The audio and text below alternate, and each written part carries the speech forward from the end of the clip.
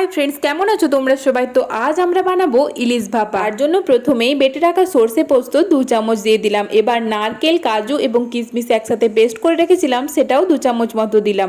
এরপর টমেটো, কাঁচা লঙ্কা আর ধনেপাতা কুচি দিয়ে দিলাম। এরপর পরিমাণ মতো লবণ, সাথে হলুদের গুঁড়ো, লঙ্কার গুঁড়ো আর অল্প চিনি দিয়ে একবার ভালো করে মিক্সড করে নিতে হবে। এরপর ওপর থেকে 2 চামচ টক দই দিয়ে আবারও একবার ভালো করে মিশিয়ে নিলাম। তারপর আগের থেকে ধুয়ে রাখা মাছগুলো এর মধ্যে দিয়ে ভালো করে মাখিয়ে নিতে হবে। মাছগুলো ভালো করে ম্যারিনেট করা হয়ে গেলে কিছুক্ষণ রাখার পর একটা টিফিন কৌটো নিয়ে তার মধ্যে কিন্তু এই ম্যারিনেট করা মাছ এবং মশলা সবকিছুই দিয়ে দিতে হবে। সবশেষে ওপর থেকে বেশ কিছুটা সর্ষের তেল দিয়ে ঢাকনা বন্ধ করে দিলাম।